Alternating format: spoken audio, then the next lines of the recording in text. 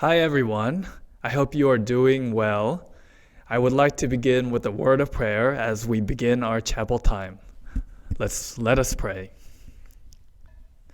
Dear God, we acknowledge today that you are wonderful, you are amazing, you are gracious, you are loving, and you are the God that we serve. We come before you in chapel today to worship your wonderful name. We just pray that your spirit will be with us. You will open our hearts and you'll open our minds and you'll open our spirits that we may be able to really just understand, hear, and get to know you today through the chapel time. We just pray for the fullness of your blessings today. And in Jesus' name we pray, amen.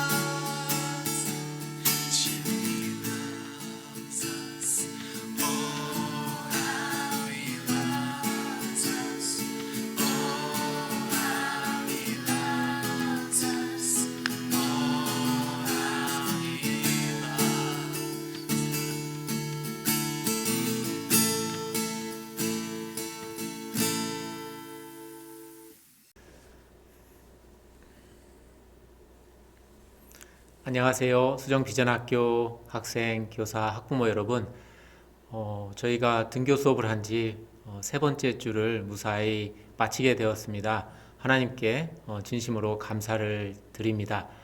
오늘은 출애굽기 11장 4절에서부터 8절까지의 말씀을 가지고 6월절 어린 양 예수 그리스도라는 제목으로 말씀을 나누고자 합니다. 여러분이 아마 6월절이라는 표현을 들어보셨을 거예요. 또 찬송을 하다가 6월절 어린 양이라는 표현도 들어봤을 겁니다. 오늘은 그 6월절 어린 양에 대해서 저희가 배웁니다. 저는 오늘 6월절 어린 양을 설명하면서 이스라엘 백성을 향한 하나님의 아버지의 사랑을 선포할 것입니다. 또한 그 하나님의 사랑이 6월절 어린 양으로 오신 예수 그리스도 안에서 절정을 이루었음을 오늘 말씀을 통해서 나누고자 합니다. 오늘 본문을 이해하기 위해서 약간의 배경 설명을 합니다. 그 아담의 불순종으로 보기 좋았던 하나님의 그 아름다운 세계가 파괴되어 갔습니다. 사람들은 이웃에게 해를 끼치고 서로 미워하고 살인을 했죠. 죄악과 사망이 모든 인간을 지배하게 되었습니다. 세상을 선하게 창조하신 하나님은 망가지고 부서져가는 세상을 살리기 위해서, 회복하기 위해서 한 사람을 택했습니다. 그 사람이 바로 여러분이 잘 아시는 아브라함이었죠. 이스라엘 나라와 다윗의 조상이고 또 우리 주 예수 그리스도의 조상입니다. 아브라함을 통해 세상을 회복시키는 역사는 오랜 시간이 걸렸고요. 그의 자손 예수 그리스도를 통해 완성이 되었습니다. 피조 세계에 대한 회복의 그 첫 단계는 아브라함을 통해서 한 나라를 만드는 것이었습니다. 하나님은 아브라함에게 찾아오셨죠. 그리고 아브라함에게 다음과 같은 약속을 했습니다. 아브라함아, 내가 너로 큰 민족이 되게 하겠다. 내가 너에게 복을 주겠다. 내가 너의 이름을 위대하게 하겠다. 내가 너로 복의 근원이 되게 하고 땅에 사는 모든 민족이 너로 말미암아 복을 받게 하겠다. 그리고 하나님은 아브라함의 자손들이 큰 민족이 되게 할 뿐 아니라 그 큰 민족이 살 수 있는 땅까지도 주시겠다고 약속했습니다. 여러분, 약속의 땅이라고 들어보셨죠? 그 말은 하나님이 아브라함에게 주시기로 하신 약속하신 땅이라는 거죠. 그것은 어디였습니까? 네, 그렇죠. 가나안 땅이었습니다. 모세가 쓴 출애굽기를 보면 하나님은 아브라함 자손들이 이집트에서 번성하도록 그들에게 복을 주셨습니다. 70명으로 시작한 이스라엘 자손은 그 수가 해마다 증가했습니다. 하나님은 아브라함과의 약속을 잊지 않으셨죠. 이제 그 약속을 이룰 때가 되었습니다. 이스라엘 백성이 이집트에서 노예 생활을 한 지 430년이 흘렀습니다. 이제 그 백성의 수가 200만이 넘을 정도가 되었습니다. 하나님은 드디어 이스라엘 백성을 노예 생활에서 구출하여 약속의 땅으로 인도하기 위해 모세를 이집트에 보냈습니다. 문제는 이집트의 왕이 이스라엘 백성을 보내기를 원치 않았습니다. 이집트 왕은 이스라엘 사람들이 노예로 자신과 이집트를 위해 계속 살아주기를 원했습니다. 이집트의 왕을 우리가 파라오 또는 바로라고 이렇게 합니다. 이 바로가 이스라엘 백성을 떠나보내지 않자 하나님은 모세를 통해서 이집트에 재앙을 계속해서 보냈습니다. 바로는 재앙의 고통과 또 재앙이 가져오는 그 피해가 심해지면 떠나라, 그렇게 말을 했죠. 이 말에 모세가 재앙을 거두었습니다. 근데 바로 그 재앙이 거두어지자 바로는 마음을 바꿔버립니다. 절대 떠나지 못한다. 이런 식으로 여러 번 반복이 이루어집니다. 그러니까 9번의 재앙에도 바로가 마음을 돌이키지 않자 하나님은 오늘 우리가 볼 10번째 재앙, 아주 무시무시한 재앙을 모세를 통해 바로에게 전합니다. 이 재앙 속에서 6월절과 6월절 어린 양이 등장합니다. 자, 이제 이 10번째 재앙을 이제 보도록 하겠습니다. 그 11장 4절과 5절인데요. 제가 읽겠습니다. 그래서 모세가 바로에게 말하였다. 주님께서 말씀하셨습니다. 내가 여호와가 한밤중에 이집트 사람 가운데로 지나갈 것이니 이집트 땅에 있는 처음 난 것이 모두 죽을 것이다. 임금 자리에 앉은 바로의 맏아들을 비롯하여 맷돌질하는 몸종의 맏아들과 모든 짐승의 맏배가 다 죽을 것이다. 10번째 재앙의 내용은 무엇인가요? 그것은 하나님 자신이 직접 한밤중에 이집트 전역을 돌아다니시며 이집트 땅에 처음 난 것은 다 죽이겠다는 것입니다. 왕의 아들이든 가장 미천한 종의 아들이든 심지어 모든 짐승의 첫 번째 난 것도 다 죽이겠다는 것입니다. 여기서 중요한 것은 이스라엘 백성도 여기에 포함된다는 것입니다. 이집트 사람이든 이스라엘 사람이든 하여튼 처음 난 것은 다 죽이겠다는 것이죠. 이 재앙이 실제로 임했을까요? 그렇습니다. 12장 29절인데요. 그 다음 장에 보면 한밤중에 주님께서 이집트 땅에 있는 처음 난 것들을 모두 치셨다. 임금 자리에 앉은 바로의 마다들을 비롯하여 감옥에 있는 포로의 마다들과 짐승의 맏배까지 모두 치시니, 이렇게 기록하고 있습니다. 12장 30절을 보니까 이 재앙으로 모든 이집트 사람들이 깨어났고 큰 통곡 소리가 났으며 초상을 당하지 않은 집이 한 집도 없다고 모세가 기록하고 있습니다. 이집트 땅에는 이전에도 없고 이후에도 없을 큰 곡성이 들리겠지만 이스라엘 진영에서는 평화롭기만 할 것이라고 하나님이 말씀하십니다. 아까 다시 11장 7절로 가볼 텐데요. 거기 보겠습니다. 그러나 이집트의 개마저 이스라엘 자손을 보고서는 짖지 않을 것이다. 사람뿐 아니라 짐승을 보고서도 짖지 않을 것이다. 이는 나 주가 이집트 사람과 이스라엘 사람을 구별하였다는 것을 너희에게 알리려는 것이다. 이스라엘 사람들이 사는 곳은 너무도 평온해서 개들조차 짖는 소리가 없을 것이라고 합니다. 궁금한 것은 어떻게 이스라엘 사람들을 하나님이 구별하여 보호하셨냐 하는 것입니다. 이집트의 장자들은 죽었는데 이스라엘의 사람들과 짐승들은 어떻게 아무런 피해도 없이 보호를 받았을까요? 우리는 여기서 이스라엘 백성을 향한 하나님의 한없는 사랑과 은혜를 경험하게 됩니다. 어떻게 하나님이 이스라엘 백성들을 보호하셨는지 보겠습니다. 하나님은 모세와 아론에게 명령을 내리셨습니다. 하나님이 이집트를 두루 다니며 심판할 그날이 오면 그날 해질 무렵에 모든 이스라엘 백성들에게 흠이 없는 1년 된 양이나 염소를 잡으라고 하셨습니다. 양이나 염소를 잡은 후에 하나님의 지시가 중요한데요. 12장 7절을 보겠습니다.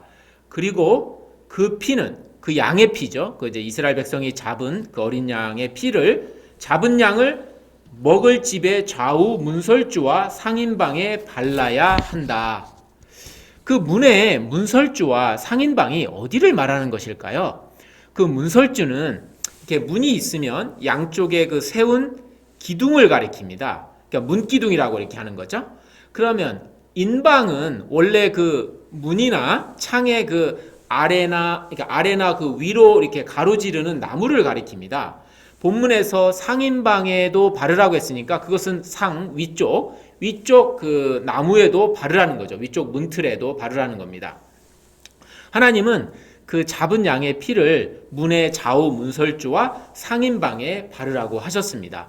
그리고 피가 발라진 문 안에서 양고기를 먹어야 했고 다음날 아침까지 아무도 자기 집 문 밖으로 나가서는 안 된다고 명하셨습니다.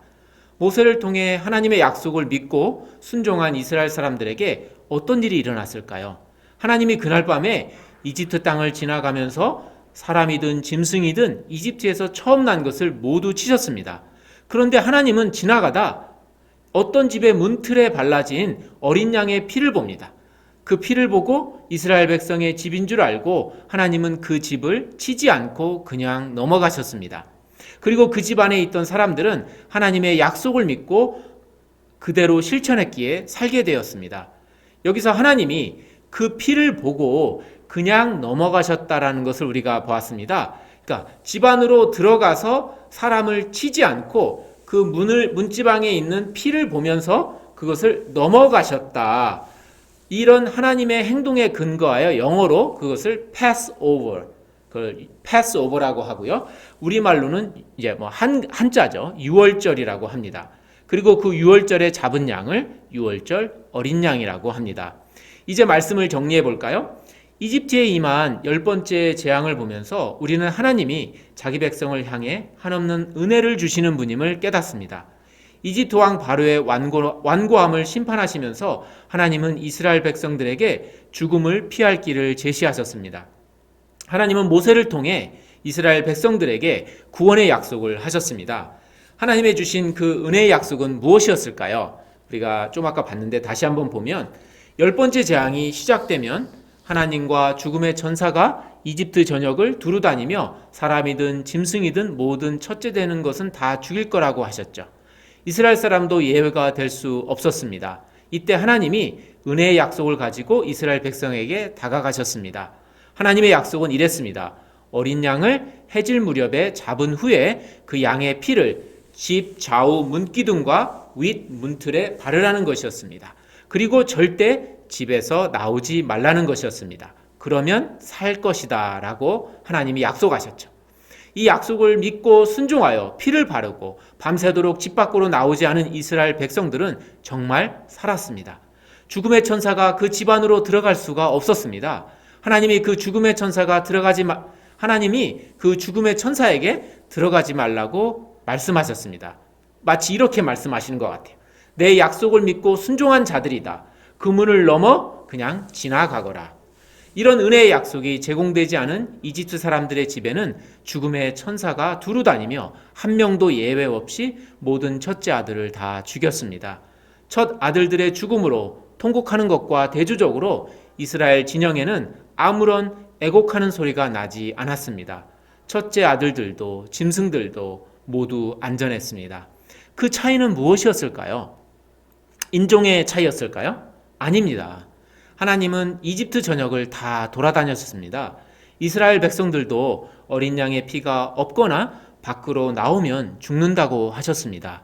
죽음의 천사는 이집트 사람이나 이스라엘 사람이나 가리지 않았습니다.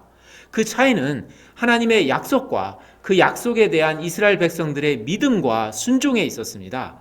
생명의 약속, 은혜의 약속을 제공하신 하나님이 있었기에 이런 차이가 있었습니다. 그 약속을 온전히 믿고 그대로 실천했기에 이스라엘 백성들은 모두 안전했고 이집트 사람들이 겪는 재앙에서 구원을 받을 수 있었습니다. 만약에 이스라엘 백성 중에 일부가 어린 양을 잡아 문틀에 바르라고, 밤새 집 밖으로 나오지 말라고, 죽음의 천사가 이집트 전역을 돌아다니며 첫째는 사람이든 짐승이든 다 죽인다고, 그걸 나보고 믿으란 말이야? 이런 식으로 하나님의 명령과 약속을 비웃으며 귀 기울이지 않았다면 어떤 일이 일어났을까요? 당연히 이집트 사람들과 같이 그들의 첫째도 모두 죽었을 것입니다. 유월절 어린 양의 죽음과 그 피로 이스라엘 백성은 심판의 재앙을 피했습니다. 그뿐 아니라 이집트의 노예살이에서 해방되어 약속의 땅으로 떠날 수 있게 되었습니다. 이스라엘 사람들은 출애굽 이후 지금까지 수천 년 동안 유월절을 지켜오고 있습니다. 이 절기를 지키며 이집트의 압제와 노예살이에서 구원하신 하나님을 기억하고 있습니다. 놀라운 것은 하나님 아버지께서 당신의 하나뿐인 아들 예수 그리스도를 우리의 유월절 어린 양으로 주셨다라는 것입니다. 요한복음 1장 29절에 세례 요한이 이렇게 증언합니다. 다음날 요한은 예수께서 자기에게 오시는 것을 보고 말하였다. 보십시오. 세상 죄를 지고 가는 하나님의 어린 양입니다. 예수님은 온 세상의 죄인들을 구하기 위해 영원한 유월절 어린 양이 되셨습니다. 예수님은 유월절 기간에 제자들과 마지막 저녁을 하시고 붙잡혀 십자가에 처형당하셨습니다. 마지막 식사를 하시며 하신 말씀을 기억해 보십시오. 누가복음 22장 19절과 20절입니다.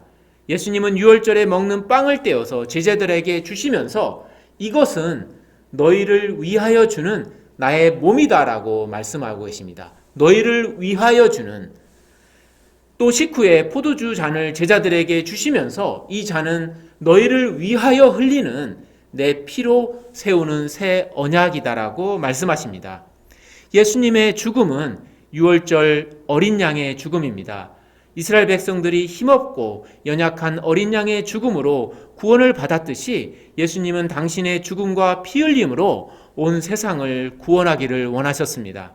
예수님이 십자가에서 흘리신 그 피를 여러분 마음의 좌우 문기둥과 위쪽 문틀에 바르십시오. 예수님은 죄인인 우리를 위해 유월절 어린 양이 되기를 기뻐하셨습니다. 그리고 십자가에 올라가셨습니다.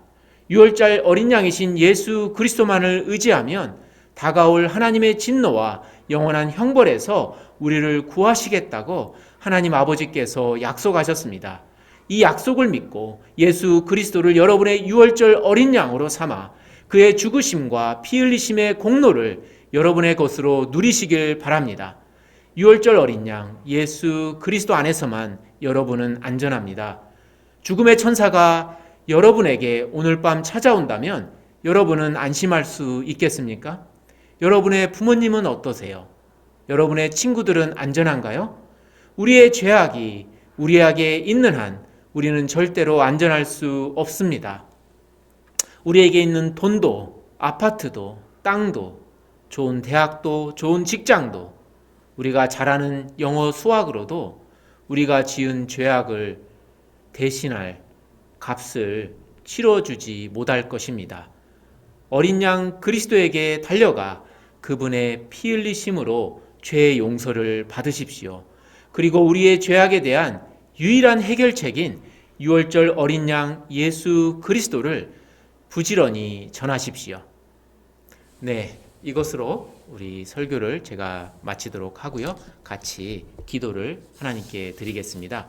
여러분 두 손을 모으고 눈을 감고 여러분의 마음을 하늘을 향해 하나님께 향하여 주시길 바랍니다. 기도하겠습니다. 하나님 아버지, 우리가 죄인 되었을 때 하나님께 그리고 사람들에게 지은 죄가 너무나 많습니다. 또 지금도 짓고 있습니다. 하나님, 그 죄에 대한 대가를 저희가 치를 수가 없습니다. 너무나 크고, 그래서 우리의 힘으로 우리의 죄를 해결할 수 없습니다. 이런 우리를 보시고 당신의 하나뿐인 아들을 유월절 어린 양으로 저희에게 보내주시고 그 양을 통해서 우리가 구원의 길로, 생명의 길로 나아가게 해주심에 감사합니다. 우리를 위해서 피 흘리신 예수 그리스도, 우리의 유월절 어린 양을 하나님, 우리가 믿음으로 꼭 붙잡고 그리스도의 그 모든 고난과 그 죽으심을 우리의 것으로 만들어서 우리가 주님으로부터 오는 모든 진노와 심판에서 자유하고 생명과 영원한 복락을 누릴 수 있도록 하나님 인도해 주시옵소서. 감사하며 예수님의 이름으로 기도하옵나이다. 아멘. 네, 감사합니다.